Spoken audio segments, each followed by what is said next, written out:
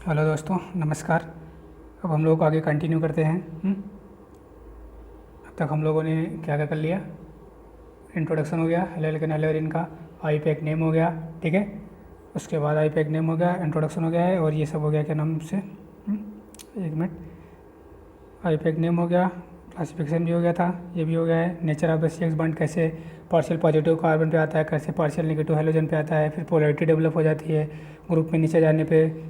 Halogen की size क्या होती है, इंक्रीज होती है, तो इसलिए बॉन्ड लेंथ क्या होगी, कार्बन फ्लोरीन की बॉन्ड लेंथ, कार्बन फ्लोरीन की बॉन्ड लेंथ, कार्बन फ्लोरीन की बॉन्ड लेंथ मिनिमम है और कार्बन आयोडीन की बॉन्ड लेंथ मैक्सिमम है। ओके, उसके बाद हमने बॉन्ड एंथैल्पी, बॉन्ड लेंथ और डायपोल मोमेंट का आर्डर ही बना रखा था। उसके बाद ये रिएक्शन जो हमने बताया था, छः रिएक्शन है। छः के छः रिएक्शन में सबसे बेस्ट जो है प्योर, अगर हमको एल्केलाइड बनाना है तो SOCl2 का यूज़ करेंगे, क्योंकि इसमें जो बाई प्रोडक्ट ग्रुप में SO2 HCl गैस मिलती है वो क्या हो जाती है, स्केप हो जाती है। और ये जो HCl है, ZnCl2 है, इसमें 1 डिग्री अल्कोहल 2 डिग्री अल्कोहल के केस में ZnCl2 जो होता है का कैटलिस्ट का यूज होता है, लेकिन 3 डिग्री अल्कोहल चूँकि बहुत फास्ट रिएक्शन देता है HCl के साथ, इसलिए 3 डिग्री अल्कोहल के केस में ZnCl2 कैटलिस्ट की ज़रूरत नहीं पड़ती है। ओके, तो ये प्लीज़ पार्ट 2 में हेलोलिकन हेलोरिन के पार्ट 2 में सब मिल जाएगा ये। उसके बाद हमने ये देखा था कि एल्केन का फ्री रेडिकल हेलोजनेशन करके कैसे हम मिक्सचर ऑफ द हेलोलिकन प्राप्त कर लेते हैं, और जिसको सेपरेट करना, पृथक करना बहुत आसान नहीं है, मतलब बहुत कठिन है, ये हमने देख लिया था। फिर एल्केन से कैसे हम करस्पॉन्डिंग एल्केलाइड प्राप्त कर लेंगे HX का यूज करके।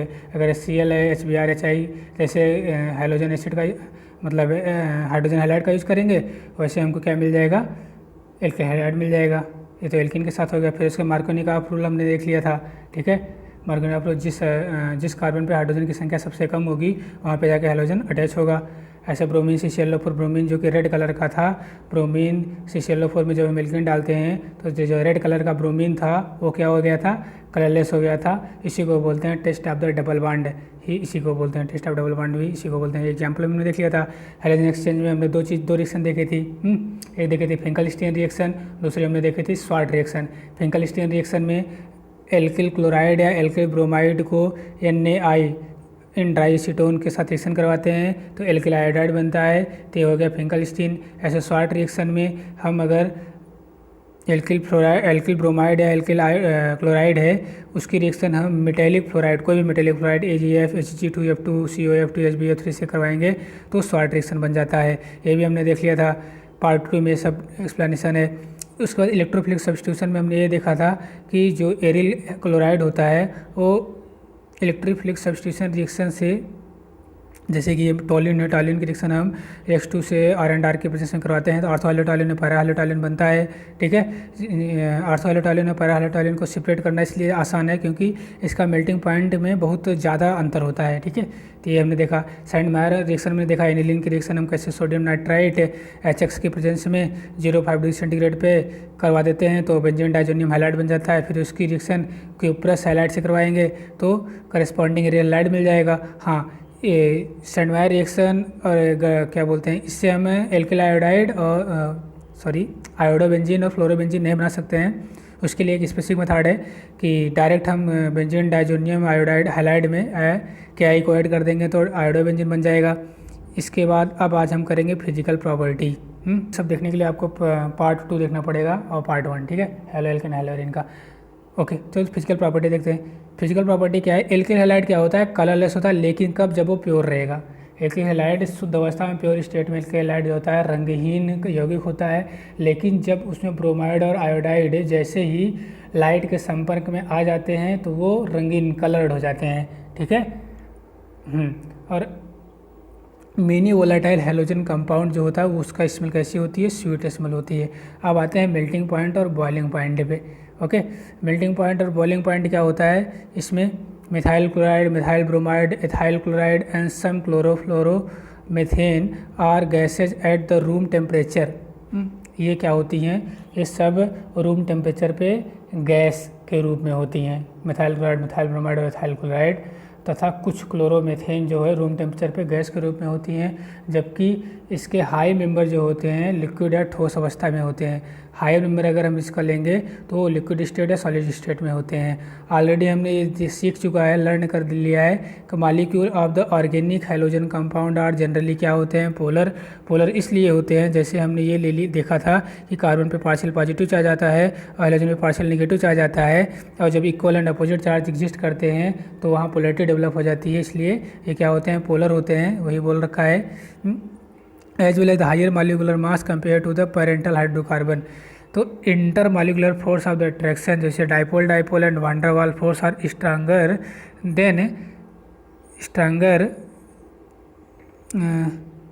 इन द हैलोजन डेरिवेटिव।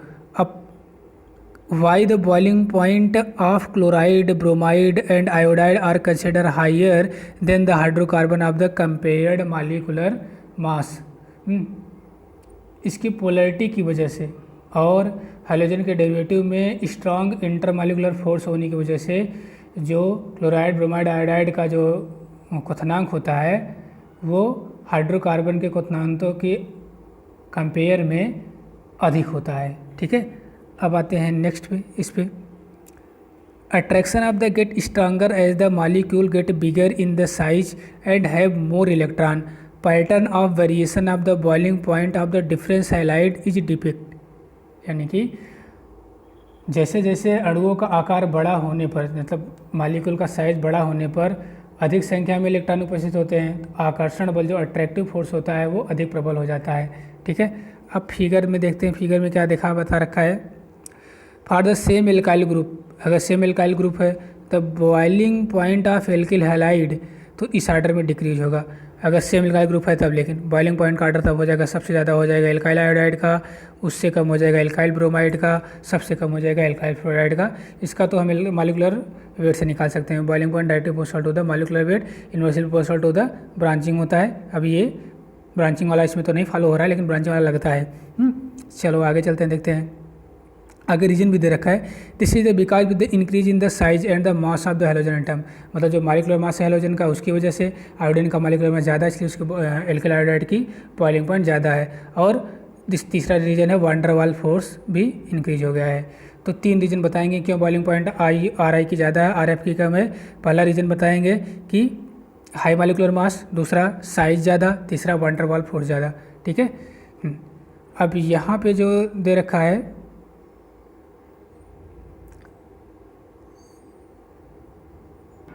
अब यहाँ पे देखो वही बोल रखा है, बॉइलिंग पॉइंट अगर आइसोमेरिक हैलोएल्केन है तो उस केस में boiling point inversely proportional to क्या हो जाएगी, ब्रांचिंग हो जाएगी। ठीक है, जिस आइसोमर स्ट्रक्चर में ब्रांचिंग ज़्यादा होगी उसका बॉइलिंग पॉइंट कम होगा। अब यहाँ पर देखिए वही लिखा है, boiling point of isomeric haloalkane decrease with the increase in the branching. जैसे जैसे ब्रांचिंग बढ़ेगी वैसे वैसे बॉइलिंग पॉइंट जो है आइसोमेरिक हैलोएल्केन का घटेगा। ठीक है, जैसे 2-ब्रोमो 2-मिथाइल प्रोपेन का लोवेस्ट बॉइलिंग पॉइंट होता है इन तीनों आइसोमेर स्ट्रक्चर में। देखो जो लीनियर उसका बॉइलिंग पॉइंट सबसे ज़्यादा है, जो ब्रांचिंग है उसका थोड़ा कम हो गया, और जो सबसे मैक्सिमम ब्रांचिंग है उसकी मिनिमम बॉइलिंग पॉइंट हो गई है। तो इस प्रकार से आप याद रखिए, boiling point inversely proportional to the branching होता है। ओके, अब क्या लिख रखा है यहाँ पे, boiling point of isomeric dihalobenzene are very nearly the same, however the para isomer are higher melting point compare to their ortho and the meta isomer. अगर हम किसकी बात करें, डाई हेलोबेंजीन की, मतलब boiling point of the dihalobenzene की बात करें तो इसमें क्या होगा, इसका जो बॉइलिंग पॉइंट होगा लगभग समान होता है। लेकिन यहाँ पे आप याद कर लीजिए कि जो पैरा आइसोमर होता है उसका हायर मेल्टिंग पॉइंट होता है compare to the ortho and meta isomer के। और पैरा आइसोमर का, पैरा ही है ना, पैरा आइसोमर का हाई क्यों है, ड्यू टू द सिमेट्री की वजह से। सिमेट्री की वजह से fit in the crystal lattice is better as compare to the ortho and the meta isomer. मतलब सिमेट्री के कारण आर्थो वाला जो है, आर्थो जो आइसोमर है, ठीक है, आर्थो आइसोमर सिमेट्री के कारण क्या होता है कि जिसके कारण आर्थो और मेटा समय की तुलना में क्रिस्टल जालक में अधिक समायोजित हो जाता है। ओके, तो ये रीजन है। बाकी आप सीधे सीधे ये मेमोराइज कर लीजिए, इसको ऐसे मेमोराइज कर लीजिए। अगर बॉइलिंग पॉइंट का आर्डर पूछेगा, BP का आर्डर, बॉइलिंग पॉइंट का आर्डर पूछेगा तो वो आर्थो का, ठीक है, आर्थो का सबसे ज़्यादा है, उसके बाद पैरा का है, उसके बाद मेटा का है। ठीक है, आर्थो का कितना है, 453 है। ये आर्थो डाइक्लोरोबेंजीन है, ये मेटा डाइक्लोरोबेंजीन है, पैरा डाइक्लोरोबेंजीन है। तो सबसे ज़्यादा किसका है, आर्थो का 453 है, उसके बाद 446 है, 446 सॉरी, उसके बाद है क्या, पैरा वाला है ये। ठीक है, फिर उसके बाद मेटा वाला है। तो इस पे बॉइलिंग पॉइंट का ओपीएम याद रखना, मेल्टिंग पॉइंट का क्या है, मेल्टिंग पॉइंट का पीओएम है। पैरा का सबसे ज़्यादा है, फिर आर्थो का है, देन मेटा का है। ठीक है, लेकिन अप्रॉक्स इसमें एनसीईआरटी में मेंशन कर रखा है, अप्रॉक्स लगभग सेम है। ठीक है, लेकिन अप्रॉक्स सेम कहाँ है, वो बॉइलिंग पॉइंट अप्रॉक्स दिख रहा है लेकिन मेल्टिंग पॉइंट तो नहीं दिख रहा है अप्रॉक्स। ठीक है, हाँ ओके, तो ये इसको ये वाला बॉइलिंग पॉइंट का, ये मेल्टिंग पॉइंट का याद रखना पोम, और बॉइलिंग पॉइंट का याद रखना बीपी होने पर ओपी सर मर गए, ओपी मर गए, मतलब ओपी मर गए मतलब ओपी कोई था वो मर गया, बीपी ऑक्सी बढ़ गई। वो मतलब आर्थो वाला सबसे ज़्यादा मेल्टिंग बॉइलिंग पॉइंट, बी से बॉइलिंग पॉइंट, ओ से आर्थो वाला, देन पी से पैरा वाला, मर गए मतलब मेटा वाला फिर। तो ठीक है, ऐसे याद रखो, सीधा याद रखो, जैसे भी याद हो जाए। आ जाते हैं डेंसिटी पे। डेंसिटी में कुछ नहीं करना है। डेंसिटी का मतलब हो कि चाहे मतलब अगर डेंसिटी कंपेयर करनी हो तो डेंसिटी सीधा होता है, डेंसिटी बराबर होता है मास बटा वॉल्यूम, जिसका मास ज़्यादा उसकी डेंसिटी ज़्यादा, बस इसी से आप निकाल लीजिएगा। पढ़ देते हैं एक बार। Bromo iodo and polychloro derivative of the hydrocarbon are heavier than the water. Density increase with the increase in the number of the carbon atom, halogen atom and the atomic mass of the halogen atom. स्वाभाविक सी बात है, जितना ज़्यादा number of carbon atom बढ़ेगा, halogen atom बढ़ेगा, उतना ज़्यादा उसका मास बढ़ेगा, उतनी ज़्यादा उसकी डेंसिटी बढ़ेगी। तो वही देख लेना, C3H7Cl जैसे कंपेयर करना अगर इसमें तीनों में, तो आयोडीन वाले का डेंसिटी सबसे ज़्यादा होगी, देन ब्रोमीन वाले की, सबसे कम क्लोरीन वाले की। ऐसे इसमें करेंगे, सबसे ज़्यादा किसका डेंसिटी होगा, ओके, CCl4 की सबसे ज़्यादा होगी, उसके बाद CSCl3 की होगी, सबसे कम CSCl2 होगी। बस मास से आप इसको फाइंड आउट कर सकते हैं। अब आते हैं सॉल्युबिलिटी पे। ओके, तो सॉल्युबिलिटी में आप बस इतना याद रखिए कि सॉल्युबिलिटी अगर हेलो एल्केन की सॉल्युबिलिटी देखें तो वेरी सॉल्युबल, स्लाइटली सॉल्युबल होता है वाटर में, मतलब वाटर में अल्प विलेय होता है, बहुत कम विलेय होता है, जल्दी घुलता नहीं है वाटर में। ठीक है, और हेलो एल्केन ऑर्गेनिक सॉल्वेंट में सॉल्युबल होता है, बस इतना याद रखिए। हेलो एल्केन आप लिख देते हैं, haloalkane slightly soluble in water, slightly, यही दो चीज़ें मेमोराइज करिए, slightly soluble in water, slightly soluble in water. और हेलो एल्केन जो होता है क्या होता है, more soluble in organic solvent, more soluble in organic solvent. ठीक है, ये चीज़ दोनों मेमोराइज होनी चाहिए। ओके, अब पढ़ देते हैं क्यों ये स्लाइटली सॉल्युबल है वाटर में। ओके, तो halo alkane very slightly soluble है वाटर में, क्यों, क्योंकि जो हेलो एल्केन वाटर में जब जैसे डिजॉल्व करेंगे तो इसमें एनर्जी रिक्वायर्ड होगी, एनर्जी रिक्वायर्ड क्यों, overcome the attraction between the haloalkane molecule and the break hydrogen bond. तो हाइड्रोजन बॉन्ड को ब्रेक करने के लिए एनर्जी रिक्वायर होगी। बिटवीन द वाटर मॉलिक्यूल के बीच में जो हाइड्रोजन बॉन्ड है और जो हेलो एल्केन के बीच में अट्रैक्शन है, इन दोनों को ओवरकम करने के लिए एनर्जी की रिक्वायरमेंट होगी। Less energy released when new attraction are set up between the haloalkane and the water molecule. तो these are not as strong as the original hydrogen bond in the water। ठीक है, okay, क्योंकि जो water में attractive force है, जो water में hydrogen bond है वो बहुत स्ट्रांग है। ठीक है, और जो अट्रैक्टिव फोर्स है हेलो एल्केन में उतना स्ट्रांग नहीं है। ठीक है, परिणाम स्वरूप इसके क्या होता है, हेलो एल्केन जो है जल में विलेयता बहुत कम होती है। इसलिए समझ रहे ना, जैसे कि अब ऐसे समझो, इसको ऐसे नहीं समझोगे, जैसे मान लीजिए कि ये हो गया क्या, हेलो एल्केन हो गया, और ये हो गया क्या, वाटर। वाटर की क्या है, हाइड्रोजन बॉन्ड बहुत स्ट्रांग है, इसका जो फोर्स है हाइड्रोजन बॉन्ड के टाइप का फोर्स ही है, ये बहुत स्ट्रांग है। ठीक है, और ये है हेलो एल्केन, ये क्या है, इसका वीक है, ये भी इंटरमॉलिक्यूलर फोर्स है लेकिन ये वीक इंटरमॉलिक्यूलर फोर्स है। ओके, ये क्या है, वीक इंटरमॉलिक्यूलर फोर्स है। ओके, तो इसको हम ऐसे बताएंगे, जैसे हेलो एल्केन है, इधर वाटर है, वाटर में हाइड्रोजन बॉन्ड है। ठीक है, ये हाइड्रोजन बॉन्ड है और इसमें क्या है, इंटरमॉलिक्यूलर फोर्स है। ठीक है, इंटरमॉलिक्यूलर फोर्स है, या अट्रैक्टिव फोर्स है जो है। ठीक है, इसमें जो अट्रैक्टिव फोर्स है उसमें हाइड्रोजन बॉन्ड है। तो हाइड्रोजन बॉन्ड हेलो एल्केन में जो अट्रैक्टिव फोर्स है उससे बहुत ज़्यादा स्ट्रांग है, बहुत ज़्यादा प्रबल है, ठीक है। तो इसलिए हेलो एल्केन वाटर में नहीं घुल पाता है। जैसे अगर आप बहुत ज़्यादा क्या बोलते हैं कि जैसे आप किसी शरीफ आदमी को किसी क्या बोलते हैं कि उसके लिए क्या टर्म यूज करें यार, ओके, मान लीजिए कोई शरीफ आदमी है और कोई लफोड़ आदमी है। लफोड़ मतलब जैसे घूमने टहलने वाला बहुत ज़्यादा। तो आप मतलब जैसे एक बैड स्टूडेंट, एक गुड स्टूडेंट, तो गुड स्टूडेंट को आप बैड स्टूडेंट को मिक्स करेंगे, मिलाना चाहेंगे, तो गुड स्टूडेंट बैड स्टूडेंट के साथ जल्दी मिक्स नहीं, मतलब घुल नहीं पाएगा, क्योंकि वैसे ये है वाटर में जल्दी हेलो एल्केन इसलिए नहीं घुल पाएगा क्योंकि वाटर में जो बॉन्ड है हाइड्रोजन बॉन्ड वो बहुत स्ट्रांग है, और जबकि जो एल्किल हेलो एल्केन में जो बॉन्ड है वो बहुत वीक है। तो मतलब हाइड्रोजन बॉन्ड से वीक ही है, तो इसलिए वो मिल नहीं पा रहा है, ठीक है ना।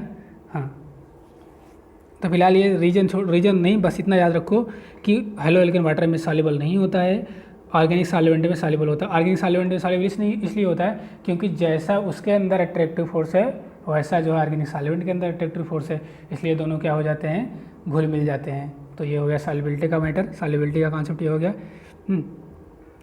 इंटेक्स क्वेश्चन बॉइलिंग पॉइंट का ऑर्डर है, अगर आप निकाल पाएंगे तो निकाल लीजिएगा, नहीं तो हम करेंगे ही। इसको ऐसे निकालिएगा, पहले ये लगाइएगा boiling point directly proportional to the molecular weight से लगाइएगा। अगर ब्रांचिंग होगी पहले वाले में तो मॉलिक्यूलर वेट से निकल जाएगा, नहीं ब्रांचिंग भी लगानी पड़ेगी, ट्राइब्रोमीथेन है ना। हाँ, और फिर लगाइएगा inversely proportional to the branching, ठीक है।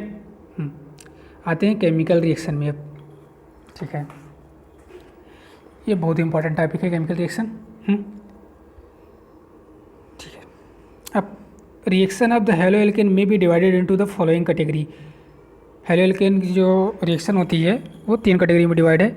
न्यूक्लियोफिलिक सब्स्टिट्यूशन रिएक्शन, जिसको शॉर्ट में बोलते हैं SN रिएक्शन, ये 2 टाइप की होती है, एक SN1 होती है, एक SN2 होती है, ठीक है। Unimolecular nucleophilic substitution reaction, biomolecular nucleophilic substitution reaction.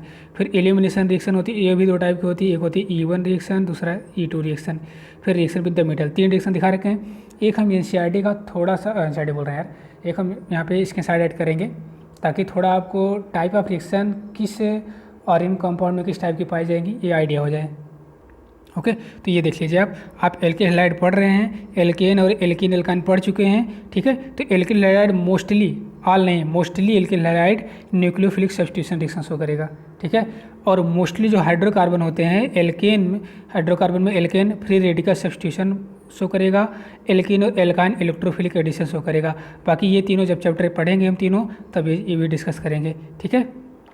लेकिन ये बोल देते हैं aldehyde ketone nucleophilic addition show करता है मोस्टली, एसिड और उसके डेरिवेटिव न्यूक्लियोफिलिक सब्स्टिट्यूशन शो करता है, एरोमेटिक जो है इलेक्ट्रोफिलिक सब्स्टिट्यूशन शो करता है मोस्टली।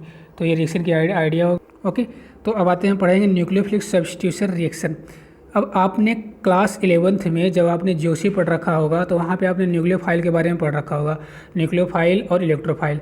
न्यूक्लियोफाइल जो होता है वो इलेक्ट्रॉन रिच स्पीशीज़ को बोलते हैं न्यूक्लियोफाइल, ठीक है।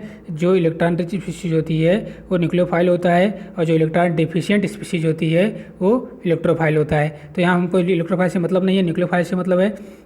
तो they attack at the part of the substrate molecule which electron deficient, तो वो रिएक्टेंट के उस पार्ट पे अटैक करेगा जो पार्ट इलेक्ट्रॉन डिफिशियंट है, ठीक है। स्वाभाविक सी बात है, इलेक्ट्रॉन रिच स्पीशीज है तो वहीं पे जाके अटैक करेगा, वहीं पे जाके आक्रमण करेगा जहाँ इलेक्ट्रॉन की कमी होगी, ठीक है। तो ये हो गया। फिर आगे, the reaction in which a nucleophile replace already existing nucleophile in A molecule is called the nucleophilic substitution reaction. मतलब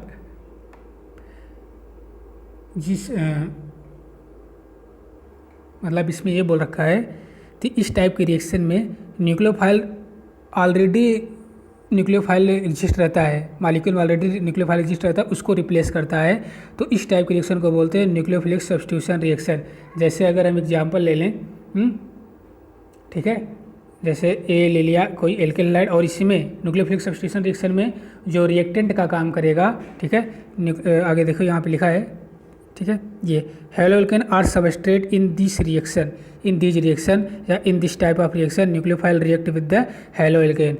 तो ये हेलो एल्केन हो गया, इससे कोई भी न्यूक्लियोफाइल रिएक्ट करेगा, मतलब जो इलेक्ट्रॉन रिच स्पीशीज होगा वो रिएक्ट करेगा।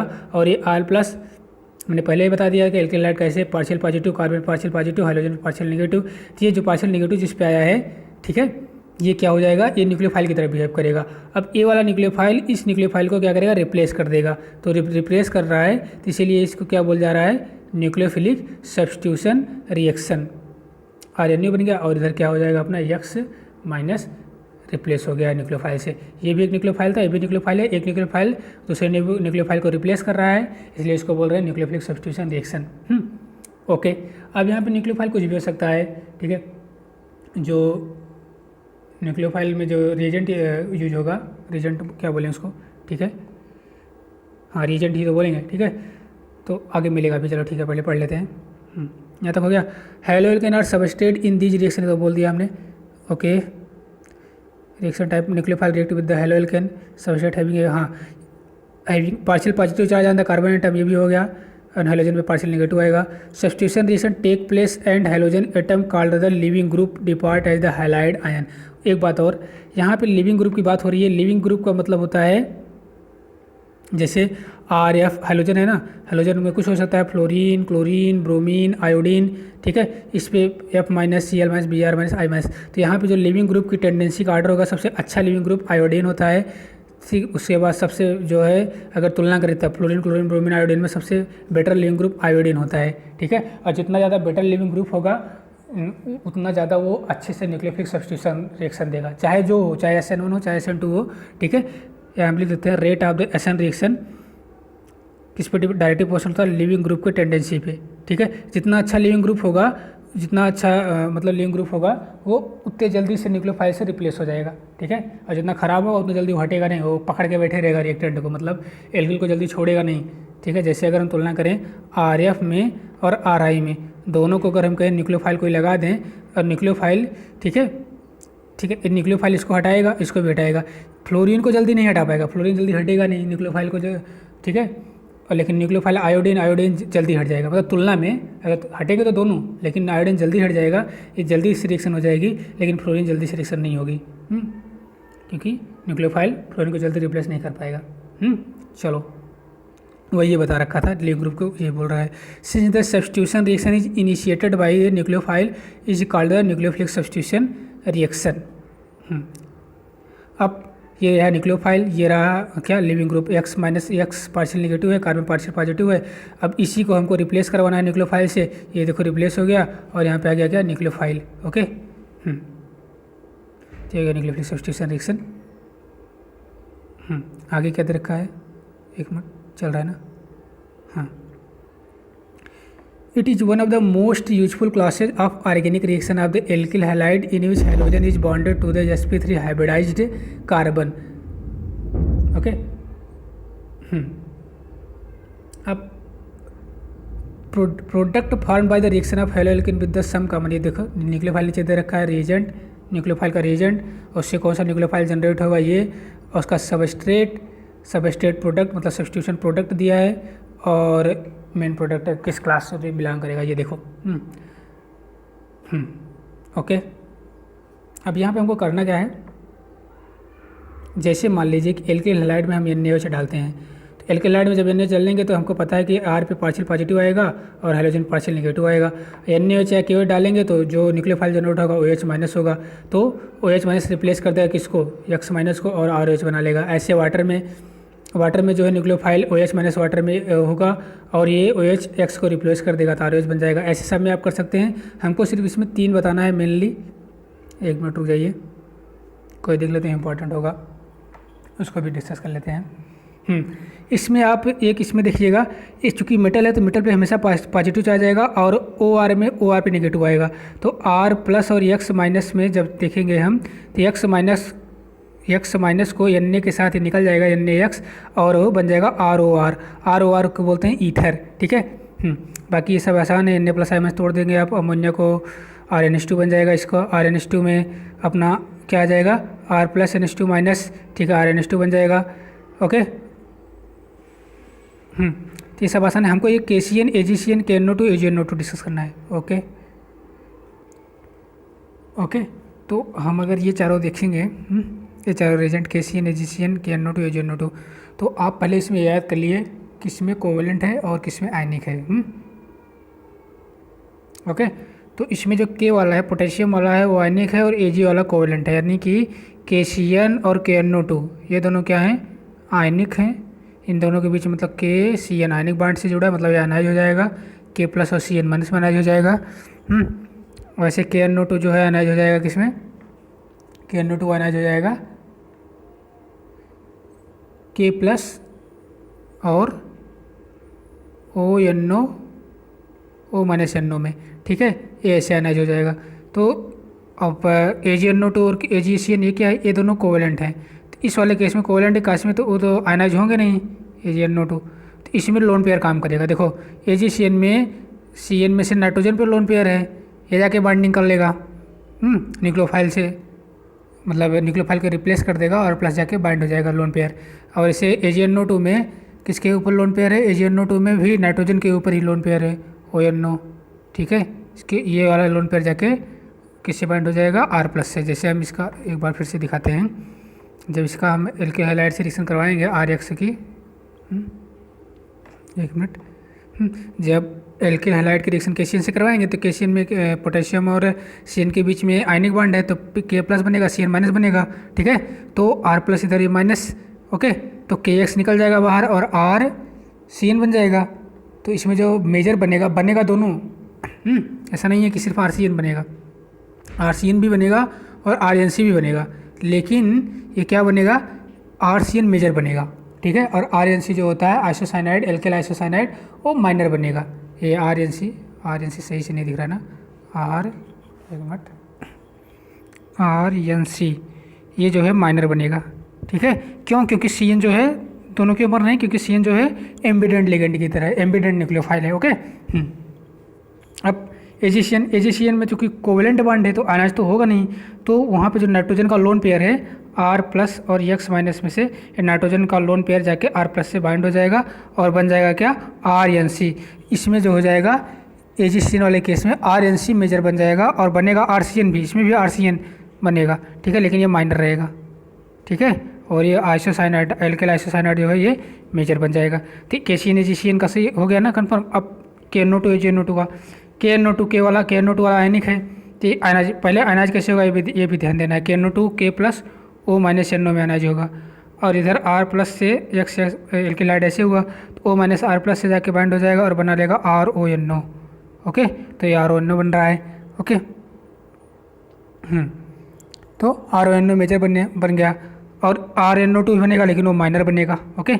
अब इसी प्रकार से AgNO2 के केस में बनेगा दोनों, RNO दोनों बनेगा, लेकिन RNO2 मेजर बनेगा, ओके। आई थिंक क्लियर हो गया ये चारों। बाकी और सब सिंपल है, यही चारों थोड़ा सा ट्रिकी था।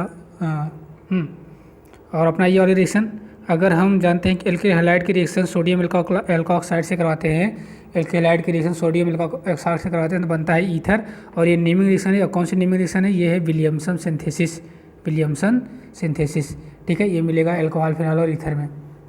चलो ठीक है, और बाकी टेबल आप प्रैक्टिस कर लीजिएगा, सिंपल है बाकी। चलो आगे चलते हैं। और इसमें वही बता रखा है, group like the cyanide CN nitrile and nitrile process two nucleophile inter and are called the ambident nucleophile. तो ये CN और NO2 ये दोनों क्या थे, एम्बिडेंट न्यूक्लियोफाइल थे, ठीक है, वही बताया। Actually cyanide group is a hybrid of the two contributing structure and therefore can act as the nucleophile in the two different way, that is the linking through carbon atom result in alkyl cyanide and through the nitrogen atom leading to the isocyanide. वही ना, अगर RCN carbon की side से bind हो तो RCN alkyl cyanide बनेगा, और अगर नाइट्रोजन की साइड से बाइंड हो रहा है तो RNC बनेगा, आइसोसाइनाइड बनेगा, ठीक है। लेकिन कौन सा मेजर है कौन सा माइनर तो बता दिया हमने, ओके। ओके, आगे क्या लिख रखा है, सिमिलरली इसी प्रकार से नाइट्राइड आयन है, नाइट्राइड आयन रिप्रेजेंट है ambient ion nucleophile, okay, sorry, eminent nucleophile with the two different point of the linkage ONO. The linkage through oxygen result in the alkyl nitrile and through the nitrogen nitroalkane। मतलब अगर linking हो रही किसकी side से, oxygen की side से, तो ये बनेगा क्या, RONO बनेगा, और अगर नाइट्रोजन की साइड से तो RNO2 बनेगा। ये हो गया नाइट्रोएल्केन और ये हो गया क्या, एल्किल नाइट्राइल, ओके। चलो अब थोड़ा एनसीईआरटी में जो मैकेनिज्म समझा वो देख। ये देखो पूछ रखा है, एग्जाम्पल में पूछ रखा है कि हेलो एल्केन जब रिएक्ट केशियन से करता है तो एल्किल साइनाइड मतलब आरसीएन बनता है, और जब मेन प्रोडक्ट मतलब मेन प्रोडक्ट आरसीएन बनता है, माइनर बनता है आरएनसी। लेकिन जब एजीसीएन से रिएक्ट करता है तो आइसोसाइनाइड जो है तो चीप प्रोडक्ट बनता है। ठीक है, ऐसा क्यों? क्योंकि जो केशियन होता है वो आयनिक होता है और जो एजीसीएन होता है वो कोवेलेंट होता है, इसलिए ऐसा होता है।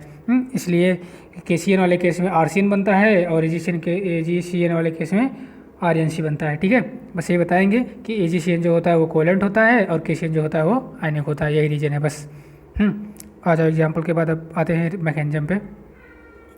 मैकेनिज्म पे लिख रखा है the reaction has been found to proceed by the two different mechanism which are described below. ठीक है, पहले हम देखेंगे SN2 मतलब substitution nucleophilic bimolecular reaction, substitution. Okay, तो हम लोग SN2 मैकेनिज्म देखते हैं। SN2 का मतलब है nucleophilic substitution bimolecular, substitution nucleophilic bimolecular SN2 reaction between the CH3Cl and hydroxy ion to yield the methanol and chloride ion follow a second order kinetics that is the rate depends upon the concentration of the both the reactant.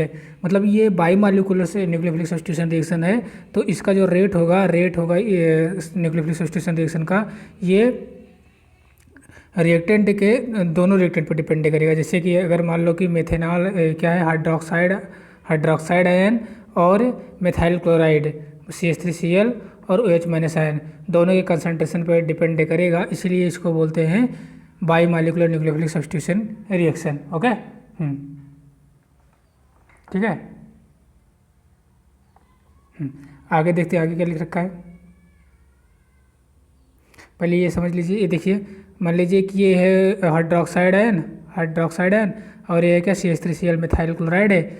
इसकी reaction जब हम करवाएंगे तो OH- ion आके attack करेगा, OH- ion nucleophile का काम कर रहा है। ठीक है, चूँकि SN2 रिएक्शन है इसलिए SN2 रिएक्शन जो होता है क्या करेगा कि ये देखिए इंटरमीडिएट बन रहा है Cl- जहाँ का Cl- जैसे कि जैसा है और OH- इधर से आके उसके अपोजिट साइड से आके यहाँ पे जुड़ गया है। ठीक है, और फाइनली क्या है, क्लोरीन लीविंग ग्रुप है तो क्लोरीन क्या हो गया, लीव हो गया और बन गया क्या, मिथेनॉल CH3OH। ओके, अब यहाँ पे ये डायग्रामेटिकली रिप्रेजेंटेशन किए हैं। ओके, वही चीज़ है, ये OH- आयन है, ये CH3Cl है, फिर इंटरमीडिएट बना है इधर। ठीक है, इसको छोड़ो, आगे देखते हैं। It depict a bimolecular nucleophilic substitution SN2 reaction. Incoming nucleophile interact with the alkyl halide, causing the carbon halide bond to break, and new bond is formed between the carbon and attacking nucleophile. Here it is CO bond formed between the C and OH. These two processes take place simultaneously in the single step. Means जो SN2 reaction होती है ना, यहाँ पे इसी से समझ लीजिए OH- आयन इधर से आके मतलब Cl- के जस्ट अपोजिट साइड से अटैक हो रहा है और इधर ये Cl- निकल भी रहा है। ये दोनों प्रोसेस इस मतलब जो लिखा है ऐसा लग रहा है अलग अलग होती है, नहीं, ये एक साथ होती है। मतलब इधर से OH- आके अटैच भी होता है कार्बन सेंटर से और उधर Cl- जो लिविंग ग्रुप है वो निकल भी जाता है। और ये सिंगल स्टेप में होती है, सिंगल स्टेप प्रोसेस है। बाई SN2 रिएक्शन जो होती है वो सिंगल स्टेप में होती है। ओके, और बाई मॉलिक्यूलर इसलिए है क्योंकि ये दो रिएक्टेंट के दोनों कंसंट्रेशन पे डिपेंड करती है। ठीक है, अब आगे देखते हैं क्या लिख रखा है। तो as the reaction progresses and the bond between the incoming nucleophile and the carbon atom start forming. Bond between the carbon atom and the living group weakens. जो बॉन्ड होता है कार्बन और लिविंग ग्रुप मतलब chlorine के बीच में जो bond था वो क्या होने लगेगा, वो वीकेंड होने लगेगा, कमज़ोर होने लगेगा। As this happen 3 carbon hydrogen bond of the substrate start moving away from the attacking nucleophile. उसके बाद transition state all the 3 carbon hydrogen bond are in the same plane and the attacking and the leaving nucleophile are partially attach to the carbon. As the attacking nucleophile approach closer to the carbon, hydrogen bond still keep on moving in the same direction till the attacking nucleophile attached to the carbon and the leaving group leave the carbon. इस प्रकार से जो configuration होता है inverted हो जाता है। Inverted means जो SN2 रिएक्शन में जो जब मतलब न्यूक्लियोफाइल आके अटैक करता है तो अपोजिट साइड से अटैक करता है, ठीक है। इसलिए इसमें क्या होता है, इन्वर्जन होता है। Okay, carbon atom under attack the invert in much the same way as an umbrella is turn inside out when the catch in a strong wind. मतलब ओके, अब यहाँ पे बता रखा है कि carbon atom under attack invert in much the same way as an umbrella is turn inside out when the catch in strong wind. जैसे तेज़ हवा में जो छाता होता है, छतरी जो होती है उलट जाती है। जैसे तब तेज़ हवा चलती है छतरी अंदर की तरफ खुली होती है, मतलब समझ लो जैसे ये छाता है, ठीक है, ये छाता सही से बना नहीं पा रहा हूँ लेकिन छाता समझ लो, ठीक है। अब जब तेज़ हवा चलेगी तो छतरी क्या हो जाएगी, छतरी उल्टी हो जाएगी, ठीक है। छतरी जब उल्टी हो जाए, ऐसे जब कार्बन जब लिविंग ग्रुप छोड़ के चला जाएगा और न्यूक्लियोफाइल अटैक कर जाएगा, देखो जैसे ये छतरी हो गई। अभी छतरी कैसी थी, अभी छतरी ऐसी थी जब तक अटैक नहीं किया था, छतरी ऐसी थी, ऐसी इस टाइप की छतरी थी कुछ, ठीक है। और जैसे ये क्लोरीन यहाँ से हटा और ये OH माइनस आके इधर से लगा तो OH माइनस यहाँ पे आके लग गया, छतरी भी ये देखो उलट गई छतरी। तो वही बता रखा है जब लिविंग ग्रुप छोड़ के चला जाता है और न्यूक्लियोफाइल आके अटैक कर जाता है कार्बन पे, तो जैसे वही हाल होता है जैसे अम्ब्रेला जब तेज़ हवा में उलट जाता है। तो वही इसी प्रोसेस को बोलते हैं inversion of configuration. Okay, in the transition state the carbon atom is simultaneously bonded to the incoming nucleophile and the outgoing the living group। मतलब कि जब ट्रांजिशन स्टेट के समय कार्बन लिविंग ग्रुप से भी अटैच रहता है और न्यूक्लियोफाइल से भी अटैच रहता है। जो इनकमिंग न्यूक्लियोफाइल OH माइनस है इससे भी अटैच रहता है और जो आउटगोइंग लिविंग ग्रुप है Cl माइनस इससे भी अटैच रहता है। इस समय पे कार्बन की वैलेंसी कितनी होगी, कार्बन की वैलेंसी इस समय 5 एटम से जुड़ा है। देखो कार्बन के सराउंडिंग में 3 हाइड्रोजन है, एक न्यूक्लियोफाइल है, एक लिविंग ग्रुप Cl माइनस है। तो ट्रांजिशन स्टेट में कार्बन के चारों तरफ कार्बन के सराउंडिंग में 5 एटम बॉन्डेड रहते हैं। तो इस प्रकार से जो ट्रांजिशन स्टेट होती है वो टेम्पररी होती है, ठीक है, टेम्पररी स्ट्रक्चर होती है। ओके, इसे यौगिक के रूप में रिएक्शन के मिक्सचर से सेपरेट नहीं किया जा सकता है, मतलब इसको अलग पृथक नहीं किया जा सकता है, ठीक है, रिएक्शन में से। ओके, फिर उसके बाद क्लोरीन जो है लिविंग ग्रुप लीव कर गया, निकल गया और ये बन गया अपना मिथेनॉल। तो वही ये नीचे समझा रखा है इन सब में, ठीक है, वही स्टेटमेंट के रूप में लिख रखा है। अब आते हैं कॉन्फ़िगरेशन में, इसमें क्या लिख रखा है। अच्छा, एक चीज़ और, ओके, पहले इसमें देख लो, ये डैश है और ये वेज है, जो इसे ये वेज इसको बोलते हैं वेज स्ट्रक्चर, ठीक है, सॉरी उल्टा बोल गया, ये है वेज, ये है ये रहा वेज, ठीक है, लिख देते हैं। वेज मतलब कि ऐसे सिंबल को ऐसे अगर रहेगा अटैच तो वेज हो जाएगा, और डैश मतलब डैश रहेगा तो क्या हो जाएगा, डैश हो जाएगा।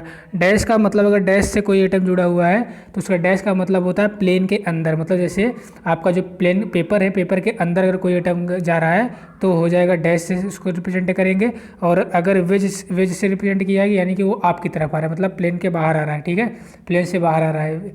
जैसे यहाँ पे ये जो दिखाया है ये वेज है, ये वेज यानी क्लोरीन प्लेन से बाहर आ रहा है, मतलब ये जैसे अगर आप अपनी कॉपी पे लिखेंगे और अगर वेज से रिप्रेजेंट करेंगे, वेज से जोड़ेंगे क्लोरीन को कार्बन से तो क्लोरीन आपकी तरफ आएगा, ठीक है। और जो डैश से हाइड्रोजन जुड़ा हुआ है यानी कि एक अंदर की तरफ जा रहा है, प्लेन पेपर जो आपका पेपर उसके अंदर की तरफ हाइड्रोजन है, इसका मतलब ये हुआ, ठीक है।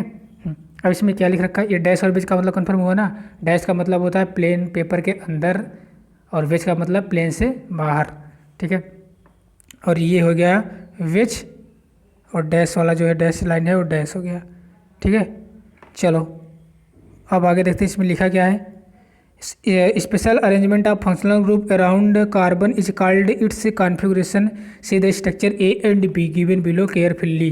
तो ये जो ए और ग्रुप दिए हैं इसको केयरफुल्ली अगर हम देखेंगे तो इसमें क्या हमको देखने को मिलेगा, यह these are the two structure of the same compound, दोनों एक ही कंपाउंड के सेम दो स्ट्रक्चर हैं, एक ही कंपाउंड के दो स्ट्रक्चर हैं, ठीक है। they different in the special arrangement of functional group attached to the carbon. Structure A mirror image of structure B. We say configuration of carbon in structure A is mirror image of the configuration of the carbon in structure B. मतलब कि इसमें ये बताया है कि दोनों जो है, दोनों यौगिक जो हैं, मतलब दोनों यौगिक एक ही है, ठीक है, बस उसके दो स्ट्रक्चर हैं। इनमें से जो कार्बन से जुड़ा हुआ फंक्शनल ग्रुप है जो उसका कॉन्फ़िगरेशन है वो डिफरेंट है। संरचना अगर हम देखें ए वाले स्ट्रक्चर में देखें तो ए वाला स्ट्रक्चर बी वाले स्ट्रक्चर का क्या है, मिरर इमेज है, ठीक है, मिरर इमेज है। ओके, तो बस यही इसमें बताया है। आगे ये के बता रखा है आपको, ये इसमें हम एक चीज़ समराइज कर देंगे, S1 S2 का कंपेयर कर देंगे, वही मैंने, बाकी ये सब हम बस पढ़ दे रहे हैं। ओके, मतलब जो इसके अंदर का अगर कुछ अच्छा लाइन मिल जाएगी तो हम बता देंगे। फिलहाल जो मेन लाइन है आप अभी यही याद रखिए। अभी लास्ट में समराइज करेंगे, पहले देख लेते हैं क्या लिखा है। और since this reaction require the approach of nucleophile to the carbon bearing the leaving group, the presence of bulky substituent on और near the carbon atom have a dramatic inhibit the effect. Okay, since simply क्या बोल of the simply alkyl halide methyl halide and react most rapidly in the SN2 reaction because there are only 3 small hydrogen atom, जबकि tertiary halide least reactive because the bulky group, ये important line है, bulky group hinder the approaching nucleophile. यानी कि अगर हम SN2 की reactivity का order देखेंगे तो SN2 रिएक्टिविटी का आर्डर जो होगा, सबसे ज़्यादा रिएक्टिव कौन सा होगा, मिथाइल क्लोराइड होगा, उसके बाद होगा सेकेंडरी एल्काइल क्लोराइड, ठीक है, प्राइमरी एल्काइल क्लोराइड, उसके कोई भी प्राइमरी एल्काइल क्लोराइड होगा, फिर उससे कम जो होगा सेकेंडरी एल्काइल क्लोराइड होगा, और सबसे कम जो होगा टर्सरी होगा। क्यों? क्योंकि टर्सरी एल्काइल क्लोराइड लिख देते हैं यहाँ पे, टर्सरी एल्काइल क्लोराइड होगा, या RX लिख देते हैं, समझ जाइए। ओके, अब SN2 रिएक्शन की जो रिएक्टिविटी होती है या रेट ऑफ रिएक्शन होता है इन्वर्सली प्रोपोर्शनल टू होता है बल्की ग्रुप के, यानी बल्की ग्रुप जितने ज़्यादा लगे रहेंगे कार्बन पे वो उतना कम रिएक्टिव होगा, या इसी को बोलते हैं स्टेरिक हिंड्रेंस। स्टेरिक हिंड्रेंस जिस कंपाउंड में ज़्यादा रहेगा वो कंपाउंड उतना कम SN2 शो करेगा। यानी SN2 में 1 डिग्री एल्काइल लाइट सबसे ज़्यादा, फिर 2 डिग्री एल्काइल लाइट, फिर 3 डिग्री एल्काइल लाइट। वही यहाँ पे लिख रखा है SN2 का ऑर्डर, ये रिएक्टिविटी का order, primary secondary and tertiary. Main यही आपको याद करना है कि SN2 की रिएक्टिविटी का ऑर्डर, और याद रखना है कि बायोमॉलिक्यूलर होता है, सिंगल स्टेप में होता है, ठीक है। और यहाँ पे दिखा भी रखा है, ठीक है, ये देखिए यहाँ पे 3 हाइड्रोजन जो है ये बहुत भारी नहीं है, हल्के हैं, ठीक है, तो इसलिए ये SN2 ज़्यादा शो करेगा। यहाँ पे न्यूक्लियोफाइल जल्दी आगे अटैक कर देगा, और मतलब जल्दी क्या, आराम से आ जाएगा, क्योंकि ये तीनों जो ग्रुप है बहुत हल्के हैं, और ये लिविंग ग्रुप जो है निकल जाएगा। यहाँ पे एक CH3 बल्की ग्रुप आ गया है, तो न्यूक्लियोफाइल को आने में, कार्बन तक आने में थोड़ा प्रॉब्लम करेगा। यहाँ 2 बल्की ग्रुप आ गए हैं, थोड़ा और दिक्कत करेगा, 3 ठो आ गए, तो यहाँ आने में इसको दिक्कत हो रही है। वही ये फिगर से रिप्रेजेंट करके समझाने की कोशिश किया है। अब आते हैं SN2 में, फिर दोनों को कंपेयर करने के लिए। अब SN2 SN1 को कंपेयर कर देंगे, लेकिन पहले SN1 कर लेते हैं। अब SN1 मतलब हो गया कि सब्स्टिट्यूशन न्यूक्लियोफिलिक यूनिमॉलिक्यूलर रिएक्शन। ये क्या होती है, ये उसकी उल्टा होती है, मतलब SN2 जो था वो सिंगल स्टेप में हो रहा था, ये डबल स्टेप में होगी। SN2 जो हो रहा था वो रिएक्टेंट के दोनों रिएक्टेंट के कंसंट्रेशन पर डिपेंड करेगी, जबकि SN1 सिर्फ एक रिएक्टेंट के कंसंट्रेशन पर डिपेंड करेगी, ठीक है। अभी पढ़ते हैं, समझ में आ जाएगा। हाँ, SN2 में पोलर एप्रोटिक सॉल्वेंट की ज़रूरत थी, और इसमें पोलर प्रोटिक सॉल्वेंट की ज़रूरत पड़ेगी, ठीक है। SN1 reaction generally carry out in the polar protic solvent, जैसे वाटर, अल्कोहल, एसिटिक एसिड, ऐसे पोलर प्रोटिक सॉल्वेंट है। Reaction between the tertiary butyl bromide hydroxyl ion yield the tertiary butyl alcohol and follow the first order kinetics, that is the rate of reaction depend upon the concentration only one reactant which is the tertiary butyl bromide. यानी कि अगर SN1 reaction देखें तो SN1 reaction की जो rate होती है, हाँ, वो सिर्फ और सिर्फ डिपेंड करेगी कंसंट्रेशन ऑफ किसके रिएक्टेंट, वन रिएक्टेंट के, और ठीक है, वन रिएक्टेंट के, और वो न्यूक्लियोफाइल पर डिपेंड नहीं करेगी, ठीक है। जैसे ये CH3 CBr है, इस पर डिपेंड करेगी इसकी रेट। अगर ये 3 डिग्री है तो मोस्ट रिएक्टिव होगा, SN1 शो करेगा। अगर ये 2 डिग्री है तो थोड़ा कम करेगा, 1 डिग्री है तो SN1 सबसे कम शो करेगा। ओके, तो यहाँ पे देखो OH माइनस न्यूक्लियोफाइल है, Br को लिविंग ग्रुप है, Br को रिप्लेस करके OH लग जा रहा है, और 2 मिथाइल प्रोपेन 2 बन जा रहा है। अब ये जो होगा 2 स्टेप में होगा, जबकि SN2 सिंगल स्टेप में हो रही थी। पहले स्टेप में क्या होगा, पहले स्टेप में कार्बन और ब्रोमीन पोलराइज्ड होगा, पोलराइज्ड होके क्लीवेज होगा और प्रोड्यूस करेगा कार्बोकैटायन। ब्रोमाइड आयन क्या निकल जाएगा, ब्रोमाइड आयन बाहर निकल जाएगा और कार्बोकैटायन बन जाएगा, जैसे देखिए। और एक ऐसा स्टेप होता है, फर्स्ट स्टेप जो होता है वो रिवर्सिबल होता है। देखिए ये ब्रोमीन निकल गया है लिविंग ग्रुप और ये टर्सरी कार्बोकैटायन बन गया है। फिर टर्सरी कार्बोकैटायन पे न्यूक्लियोफाइल आके OH माइनस आके अटैक करेगा और ये बन जाएगा क्या, एल्कोहल। तो अब यहाँ पे आपको बस याद रखना है मेन कि रिएक्टिविटी का ऑर्डर SN1 SN2 का। ठीक है, ओके ओके। तो ये चीज़ हो गया ना। ये चीज़ प्लीज़ आप यहाँ पे एक बार रीड कर लीजिएगा। ठीक है, अब यहाँ पे मेन चीज़ है SN1 SN2 का। एक बार ठीक है, फिर पढ़ देते हैं। Okay, step 1 slowest and the reversible होता है। Involve the C carbon bromine bond breaking for which the energy is obtain through solvation of the halide ion with the proton of the protic solvent. Since the rate of reaction depend upon the slowest step, rate of the reaction depend only on the concentration of the alkyl halide. तो मैंने पहले बता दिया, सिर्फ rate of reaction alkyl halide पर depend करेगी, alkyl halide के concentration पर डिपेंड करेगी, हाइड्रोक्साइल हैलाइड के कंसंट्रेशन पर डिपेंड नहीं करेगी। ठीक है, further greater the stability of carbocation greater will be it is of formation from alkyl halide and faster will be rate of reaction. तो सिंपली सी बात यही है कि SN रिएक्शन 3 डिग्री में सबसे ज़्यादा, देन 2 डिग्री, देन 1 डिग्री, उसके बाद CH3 रिएक्शन नॉर्मल हो जाएगा। इससे भी ज़्यादा होता है लेकिन यहाँ पर नहीं लिखा। अगर इससे भी ज़्यादा हम लेंगे तो इससे भी ज़्यादा रिएक्टिव कौन सा हो जाएगा, 3 डिग्री से ज़्यादा अगर हम देखेंगे SN रिएक्शन का तो सबसे ज़्यादा होगा बेंजाइलिक कार्बोकैटायन। अगर बेंजाइलिक कार्बोकैटायन है, बेंजाइलिक है, आपको बेंजाइलिक हमने बता चुका है बेंजाइलिक मतलब। ठीक है, अभी यहाँ पे काम नहीं है लेकिन इसमें नीट का काम पड़ेगा, नीट में। ओके ठीक है, तो ये चीज़ हो गया। अब यहाँ पे लिख भी रखा है some reason same reason allylic benzylic halide so highly reactives toward the SN1। देखो छुपा के लिखा है। अगर हम यहाँ पे तुलना करेंगे ना, इससे भी टर्सरी हैलाइड से भी ज़्यादा होगा एलाइलिक। एलाइलिक में कौन कौन सा एलाइलिक होगा, एलाइलिक में 3 डिग्री सबसे ज़्यादा रिएक्टिव होगा। SN1 की बात कर रहे हैं, SN1 की, SN2 की बात नहीं कर रहे हैं, कन्फ्यूजन ना हो जाए। हम सिर्फ SN1 की बात कर रहे हैं। SN1 में सबसे ज़्यादा जो होगा रिएक्टिव होगा। अब यहाँ पर लिख ही देते हैं, बेंजाइलिक, उसके बाद होगा एलाइलिक, फिर होगा ये बेंजाइलिक हो गया, एलाइलिक हो गया और फिर एल्काइल होगा। ठीक है, अब अगर हम इसमें तुलना करें, बेंजाइलिक में सबसे ज़्यादा reactive 3 degree benzylic, then 2 degree benzylic, then 1 degree benzylic. उसके बाद एलाइलिक में सबसे ज़्यादा reactive 3 degree, then 2 degree, then 1 degree. ऐसे एल्काइल में सबसे ज़्यादा 3 degree, then 2 degree, then 1 degree. उसके बाद फिर आएगा अपना क्या, लास्ट में ये आएगा CH3X। ये SN1 की बात हो रही है, SN1 की रिएक्टिविटी की बात हो रही है। हाँ, और ये ऑर्डर हो गया। चलो ठीक है, और यहाँ पे समझा रखा है कि कैसे जो है ये क्या है, CH2 double bond CH2 plus, ये एलाइलिक है। कैसे एलाइलिक है, CH double bond CH3 CH double bond CH2 ऐसे ही होगा। ठीक है, यहाँ पे कुछ कोई हैलोजन लगा होगा, 2 1 3 1 4। ठीक है, तो ये निकला है, यहाँ पे प्लस आया है तो यहाँ पे इसलिए दिखा रखा है ऐसे, ये वाला दिखाया है।